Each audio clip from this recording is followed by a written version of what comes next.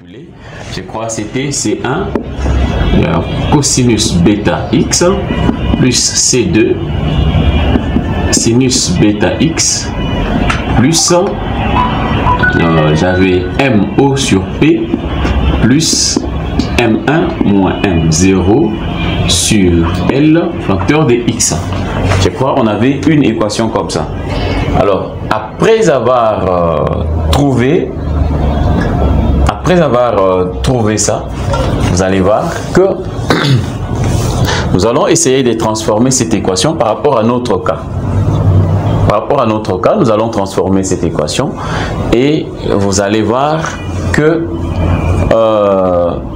M1 égale à 0. Du fait que M1 égale à 0, donc vous voyez M1 est nul, MO existe,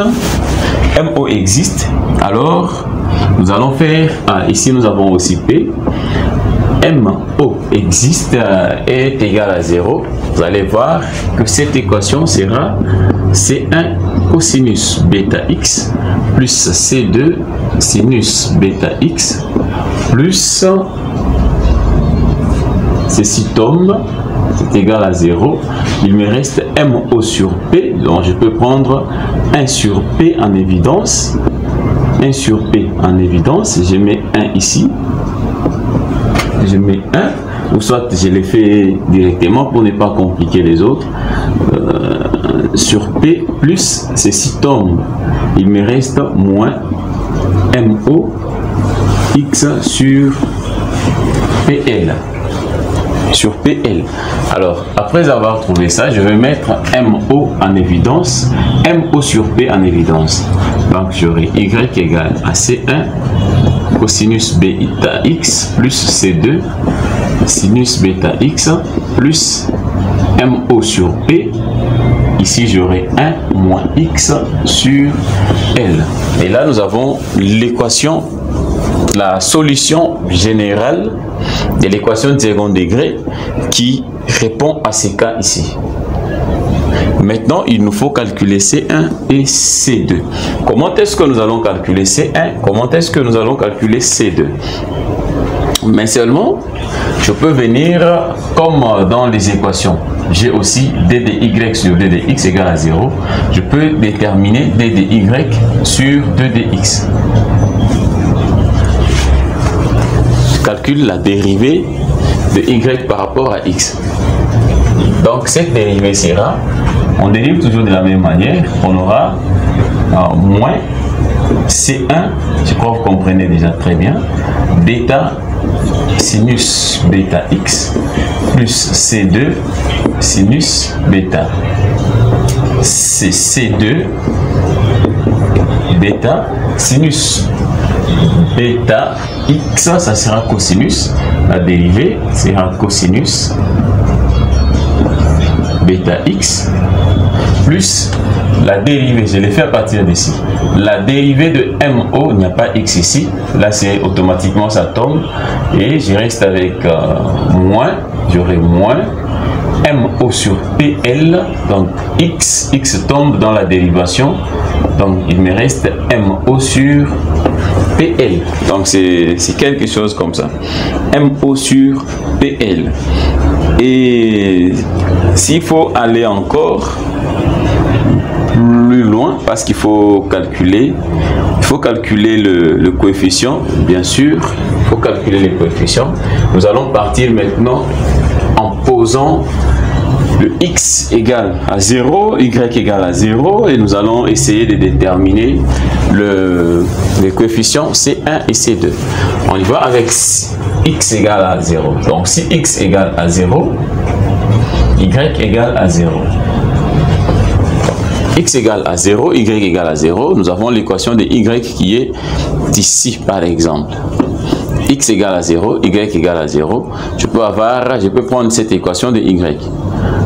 Je prends l'équation de y, donc je peux utiliser cette équation, ou soit cette équation, il n'y a pas de problème. Donc je prends là, 0 égale à C1 cosinus bêta x égale à 0 plus C2 sinus bêta x égale à 0 plus MO sur P moins MO sur PL, facteur de X0.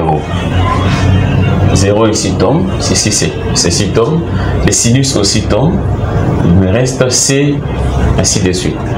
Et là, je me dis C1. Cosinus bêta fois 0. Bêta fois 0, c'est 0. Cosinus de 0, c'est 1. Donc, j'aurai C1 seulement. Donc, C1, là, ça tombe, plus MO sur P égale à 0. Et je veux déterminer la valeur de C1. C1 égale à moins MO sur P. Là, c'est la valeur de C1. Connaissant C1, je peux aller aussi avec la condition C2, X égale, avec la condition X égale à 0, si X égale à 0, DDY égale à DDY sur DDX égale à 0. Et je peux déterminer encore C2. Et nous prenons la deuxième condition, c'est que si X égale à 0, DDY sur dx égale à 0. Et cette condition nous permet de déterminer C2. Nous permet de déterminer C2. Donc nous sommes là, je connais déjà C1 et C2 je ne connais pas. Donc je veux trouver C1 moins C1 bêta sinus bêta fois 0 plus, je suis là, plus C2 bêta cosinus bêta fois 0 moins MO sur PL égale à 0. Alors, les sinus ici tombent.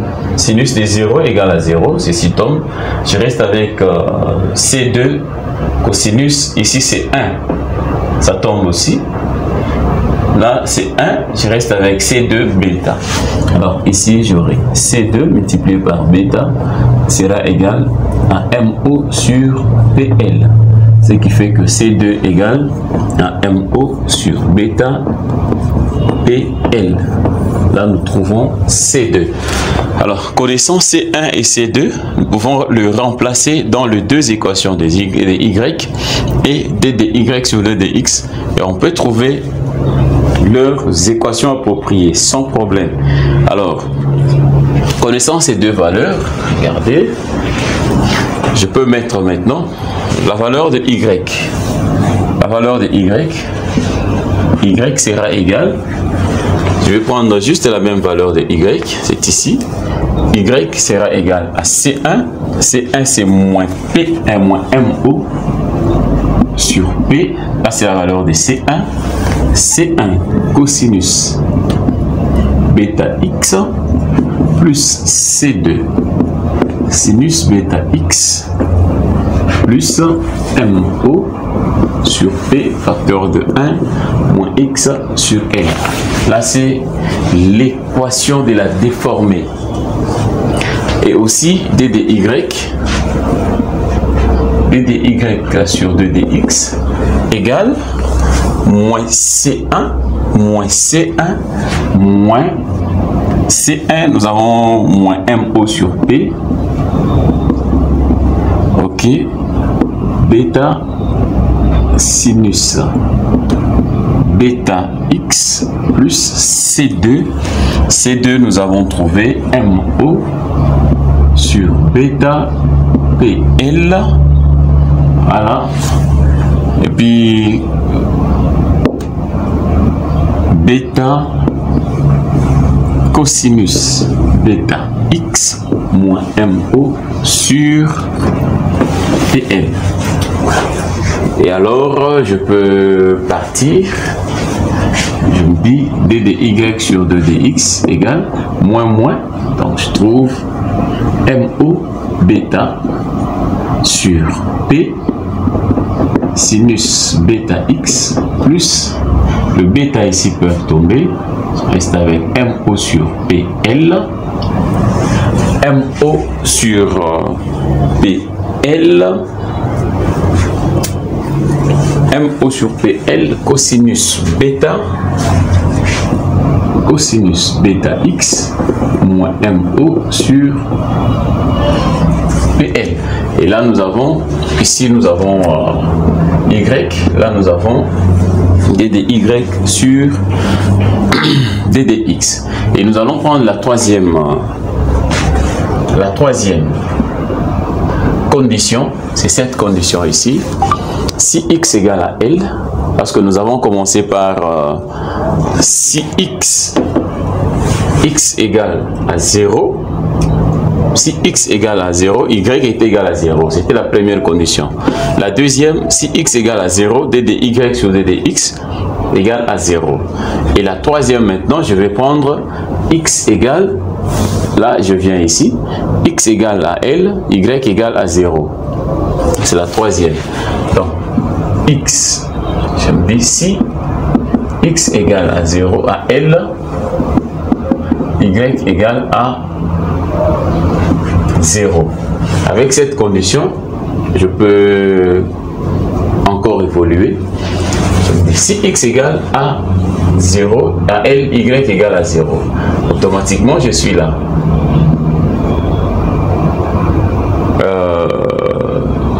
Je me dis Y c'est 0 égale à moins MO sur P. Je suis au-dessus dans l'équation de Y. Je suis en train de remplacer. Et puis cosinus bêta X plus C2. C2 c'est M. O sur bêta PL, c'est ça C2. Même dans cette équation ici, vous pouvez remplacer directement par sa valeur MO sur bêta PL. Vous pouvez écrire aussi comme ça. C2 sinus. Nous avons C2 sinus bêta. Sinus bêta L, nous sommes là, plus MO sur P, 1 moins X égale à L sur L. 1 L sur L, X sur L. Alors ici j'aurai 1, L sur L c'est 1 moins 1 c'est 0 et ceci peut tomber. Alors si c'est l'atome, je peux revenir encore, je passe.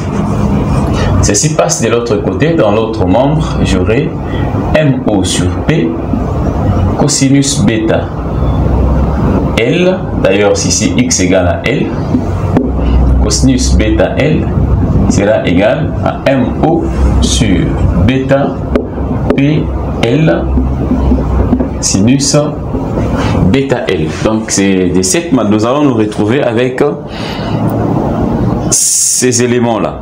Alors je peux tirer maintenant le cosinus bêta L, mais sinon MO ça peut partir, P aussi, et P ça peut partir, et je me dis le bêta L ici, bêta L qui reste ici, donc je peux évoluer ici, je me dis cosinus bêta L égale à sinus bêta L sur bêta L. Le bêta L, règle de 3 simple, bêta L passe de l'autre côté, donc j'aurai bêta L égale à sinus bêta L sur cosinus bêta L. Alors ceci, vous allez comprendre que ceci donne la tangente. Sinus bêta L sur cosinus bêta L me donne la tangente bêta L. Et ici, j'aurai la tangente bêta L égale à bêta L. Comprenez que nous sommes devant une équation que nous devrons résoudre. La tangente de quel angle me donne le même angle? Voilà, c'est arc et tangente bêta L. La tangente bêta L doit être égale à bêta L. Mais je crois que c'est une équation qu'on doit résoudre bien sûr, mais attention, il faut très bien le faire. Et pour le faire, je vais posons bêta L égale à epsilon par exemple. Égale à epsilon. Ce qui fait que la tangente epsilon égale à epsilon. Tangente epsilon égale à epsilon. Alors, comment est-ce que je vais faire? Je vais, pour résoudre ceci, je vais introduire un élément à l'intérieur. Je vais introduire un élément à l'intérieur et cet élément que j'introduis va essayer de décanter le problème. Alors, quel est l'élément que j'ai introduit à l'intérieur? C'est la résolution, bien sûr, des équations pareilles. Je vais introduire un élément que j'appelle pi. Donc, je me dis le pi que je vais introduire, faisons ceci. Je vais introduire pi et je vais introduire pi. Voilà. Je vais introduire pi à l'intérieur comme ça. La condition maintenant pour ceci est que les pi ici, ça peut être, je peux prendre ceci en radian. Je peux prendre ceci en radian, il n'y a pas de problème. Donc pi en radian, c'est 3,14. C'est 3,14. Alors, je peux aller avec cette manière de faire et cela doit me décompter mon problème. Alors, avec une équation comme ça, je crois, la résolution de l'équation doit se faire par approximation successive. Si vous le faites par approximation successive, je crois vous allez très bien comprendre, vous allez comprendre que ça ne sera pas du tout difficile. Alors, comment est-ce que je vais le faire par approximation successive? C'est un tableau que je l'ai fait déjà, hein, je vais vous aider, hein, comment le faire. Je vais tracer un tableau. Je vais tracer un tableau. Dans ce tableau ici, je mets la valeur d'epsilon. Là, c'est la valeur d'epsilon. Et là, après l'epsilon, nous avons la tangente epsilon pi. Après la tangente epsilon pi, nous avons epsilon pi, parce que nous avons tangente epsilon pi et nous avons aussi epsilon pi. Voilà. Et je peux aller comme ça. Je fais aussi pour séparer, bien sûr. Je vais séparer ceci. Comment est-ce que je vais résoudre cet élément, cette équation? La résolution est plus simple. Regardez comment je l'ai fait. Je vais procéder de cette manière. Je vais donner à epsilon une valeur. Lorsque je donne à epsilon une valeur, je calcule tangente epsilon pi, je mets la valeur ici. Je calcule epsilon pi, je mets la valeur là-bas. Jusqu'au point où je vais voir que les deux valeurs ici seront le même. Et là, ça sera la résolution de notre équation. Là, c'est par approximation successive. Alors, je commence. Si epsilon égale à 1. Si epsilon égale à 1, epsilon égale à 1, j'aurai tangente pi. Si epsilon égale à 1, j'aurai tangente pi. Or, le pi là, c'est 180 degrés. Pi, c'est 180 degrés. Alors, si vous faites la tangente des 180 degrés, vous allez trouver 0. Avec vos calculettes, vous allez trouver 0. En degrés, pi, c'est 180 degrés. En radian, c'est 3,14. Alors, avec l'epsilon égal à 1, là, j'aurai pi tout simplement. Donc, j'aurai 3,14. Vous allez remarquer que ici, j'ai 0. Là, j'ai 3,14. C'est pas évident. C'est pas évident. C'est pas la même valeur. Et l'équation ne peut pas être résolue pour la valeur d'epsilon égale à 1. Je vais passer à une autre valeur. Une autre valeur, c'est 1,2.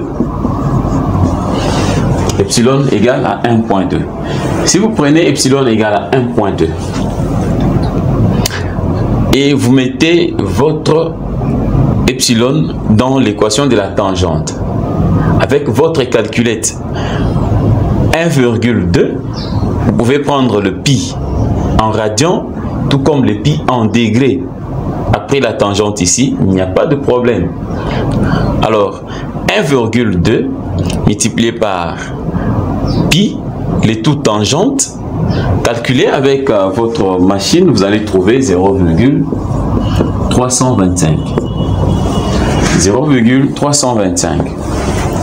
En remplaçant aussi 1, dès la valeur d'epsilon, là, 1.2 fois 3,14, nous allons trouver 3,768. Voilà.